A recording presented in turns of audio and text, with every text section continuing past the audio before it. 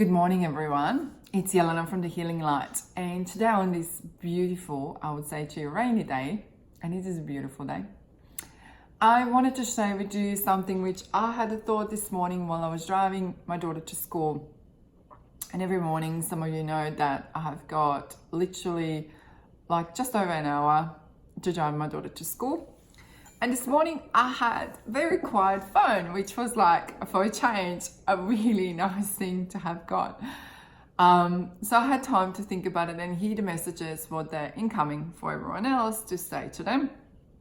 Is it the clients, is it the friends, is it the family members? But it was actually really nice. And I was thinking about it, what to do and what to say on my video.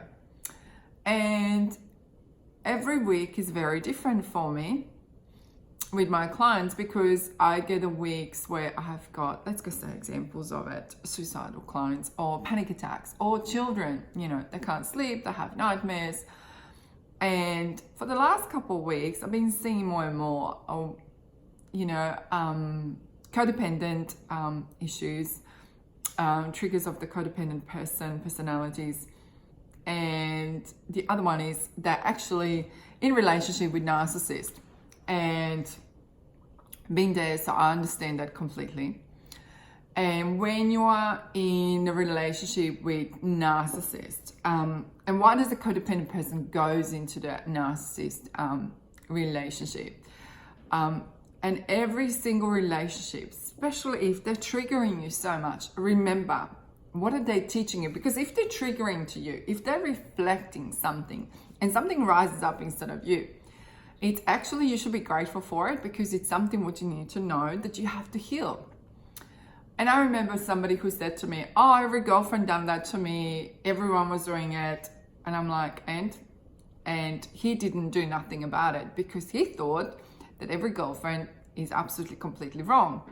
But I said to him, if every girlfriend doesn't even know each other and they're actually triggering the same thing inside of you, then you should have asked yourself, what is that inside of you that you need to work on it and you need to heal it?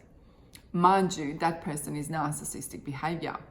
So what did I do? Denied it, absolutely denied it, that there is anything wrong, and he just brushed it off, that everything is everyone else's fault, and he did not want to own his fault or own his problems at all. And when it didn't suit him, he just walked away and he just brushed it off and said, not my fault, covered it up. On top of it, narcissists are pretty good in covering it up and having two faces. One face for the work, everyone thinks that he's just, or she's just really good, or their friends are quite surprised because he actually doesn't show the face to everyone. But to the partner at home, they're absolutely nightmare. They will usually explode over nothing. It could be just simple text message, could be simple as just nothing and just exploding over it. So understand, why does a codependent person then go into the relationship or attracts the relationship with a narcissist? Codependent person generally doesn't feel good enough or needs reassurance that they're good enough. They go into relationship with narcissist. Narcissist is the one who is selfish and just thinking about himself constantly. It's about him, this is what he's doing, forget about you. And if you have children, it's like, I'm doing this is what's going to happen. Especially if they're male, they will try to run the reins of the family, but not thinking about it. What does his partner want or the children wants?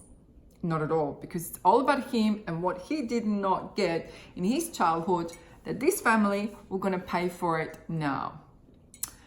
And I will say this to you, is like, why do you then go into such a triggers? Why does these triggers happens to you? And why do you go into that kind of relationship? Because you basically don't feel like you're good enough and you need to settle. And in the whole process of it, you actually, if it's a female, she will actually lose herself. And he's going to be having more and more energy from you because he will be like an octopus with the tentacles, or sucking out your energy. You'll feel so drained afterwards, and he or she will feel so energetic, and they will feel really good, and they're gonna go, well, look at you, you're drained, I'm not, I'm fine. That's usually the trait of it. And you need to ask yourself, as a memory, as the triggers is, are you enough, and are you good enough, and are you dishonoring yourself, and where your boundaries are. And once when you start putting those boundaries, that person, the narcissist, is not gonna like it. On the end of it, they will just pick themselves up and go, because they were gonna basically go and do the same traits to next partner. And then they will say, all the partners are exactly the same. And the problem is not in them, in the partners, it's actually inside of that person, if it's he or she. But they're not gonna want it, they will refuse to see it. And after a while, maybe the family and the friends will ask themselves and say, what is happening that it's all the time happening, exactly the same story, and what are they attracting? Exactly the same. And sometimes you can even see the patterns. It could be a pattern of like, let's go say, for example, 2.5 years. And if it's 2.5 years, 2.5 years, but the narcissist is really good on changing the story, covering it up, or having addictions on top of it, just because they have to cover it up. They have to cover it up and make up a story. So they will continuously do that. So I want to say this to you is, we sometimes think, some people think that emotions, the behavior, the memories, the triggers are not connected. They're all connected. And I give you an everyday example is, when you are grab the lemon and you're going to eat the lemon, and you can taste the juices of the lemon. You can taste them on your tongue, on your lips, on your gums. You can taste the juices of sour lemon. And smell it, taste it right now. In your brain, put a picture of the lemon, tasting it. Is your tongue already producing the saliva at the back of your mouth? Coming up to the front of the mouth that the saliva is producing, is like you're having a lemon. Do you understand how there's a trigger and emotions, and the picture and the thoughts actually produces, based on a memory, it produces the emotion. It produces, your body will remember the things. So when you were little, if you're codependent and if you were not loved enough, and this narcissist does something similar to it, it will just trigger you, and you're going to go straight into, oh my God, I'm not good enough. Oh my God, I need a hand to hold on. Codependent usually needs a hand to hold on. So what I work with is rechanging the reprogrammable paradigm and getting on bottom of it. Who are you? Authentic you, irresistible you, female or male, without those scars, without being developed into the family of codependency or the narcissist. If I have got them that are coming and say, I need help.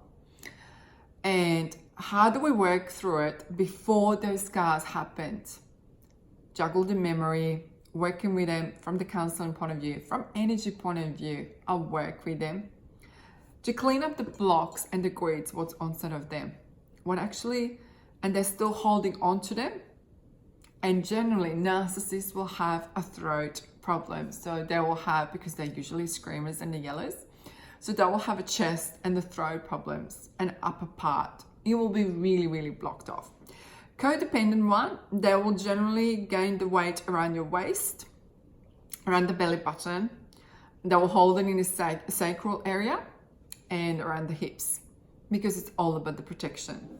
Codependent person, if it's inner child issues, a lot, will hold on to their, let's go say they will grab a pillow and put a pillow in front of them, or they will actually, there is a positions how they were going to sit down. If they're in their comfortable home, that's what I'm talking about, they will have a trait, what they do. So the codependent person. And that's what I basically work with. And that's what I wanted to show you.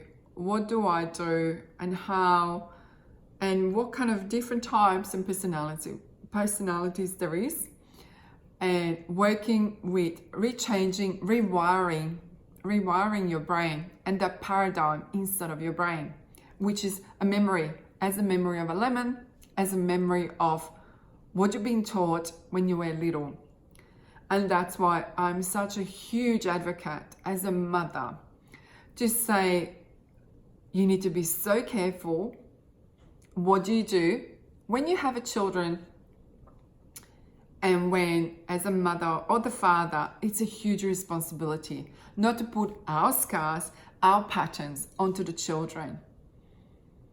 And a codependent parent sometimes can expect of our children to rise up and be the parents to the other siblings, because they will need that extra reassurance. You can't do that.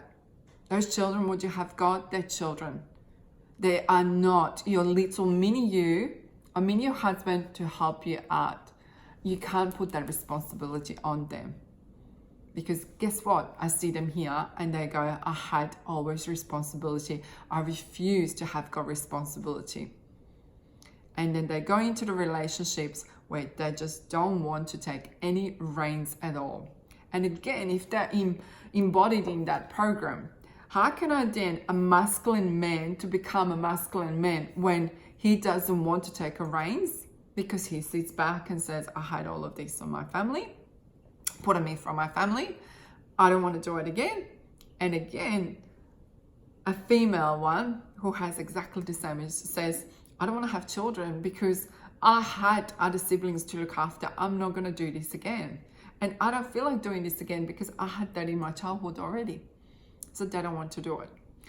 So, food for thought, what as a parents we're doing, how can we change and reprogram our paradigm, our blueprints, and that you need to work on that, because if you're just thinking that you can just do positive thinking, do affirmations, but not actually work on it, not actually changing your crystal grid and the meridians, cleaning it up, without counseling, without affirmations, it all has to work together, not just one thing. And that's why people say to me, I'm listening to meditations, I'm doing affirmations, it's not happening for me, I'm actually not believing it. But as soon as they come and they see me, or we have got a session over the phone, they feel straight away lighter, and they feel like it, oh my God, things are happening, doors starting to open, and I'm seeing the light on the end of the tunnel. And if you're not sure how can I help you and what to do, please message me, comment below. I'm happy to chat with you to see if I'm the right fit for you to help you. Love and light.